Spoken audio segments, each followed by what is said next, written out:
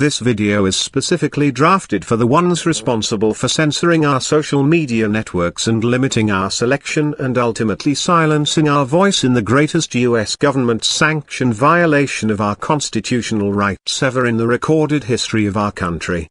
Some would say that it's the EU or European Union that is to blame for what is transpiring within the data archives of our system.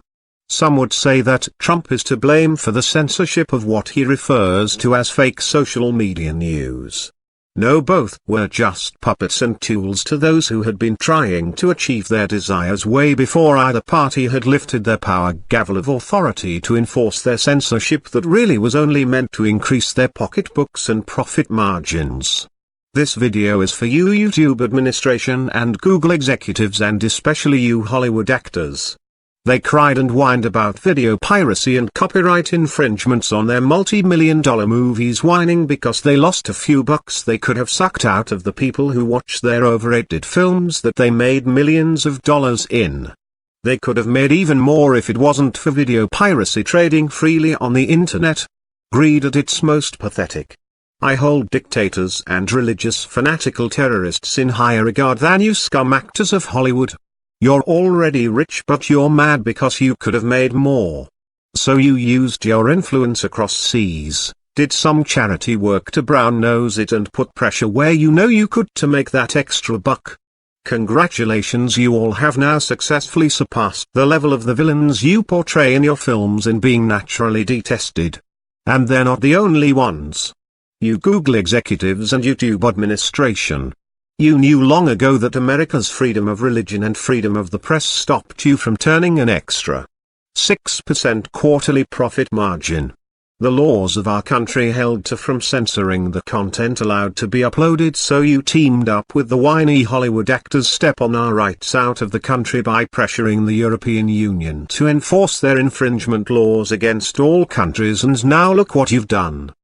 The freedom of speech and the freedom of information trade shared with the world, no matter what walk of life you came from, that which allowed struggling students and underworked undergraduates to access the material they needed to pass their studies, is gone. People who didn't have the financial advantage to rise above the ashes of poverty no longer have that hope. You have killed the internet, and now it is filled with garbage and 2-minute-long segments of what was once classic movies not found anywhere else but the hard drive of some fan in the middle of nowhere streaming it for those who thought they would never see the film again. Now it's turning into another shade of disaster that is curbing our access to religious doctrine once available to the public, and now is censored at the hands of the rich and greedy people who decided what truth will be known and what will remain obscure for the sake of their future finances. It's your system of the world I despise and detest and wage my conflicts with, not the world itself, but you have consumed so much control over it that there are barely any innocent people left in the places of power and authority.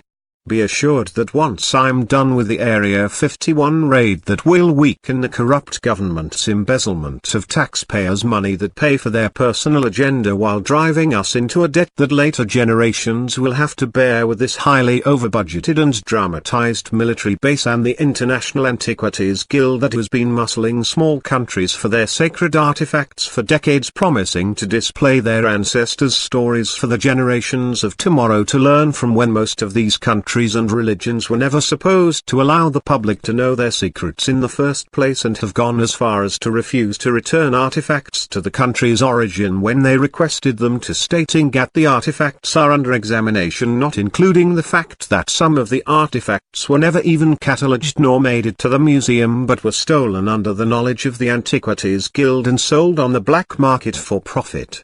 I refer to the curator of the South African Antiquities Guild and head of the Egyptian Museum and International Guild, who was recently fired and held on charges of sales of stolen property involving just such a scenario as this.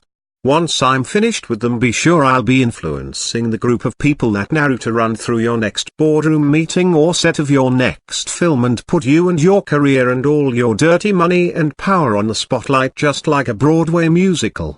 Maybe it will one day become the next Faust. One could only hope, if that were even possible at the moment. D.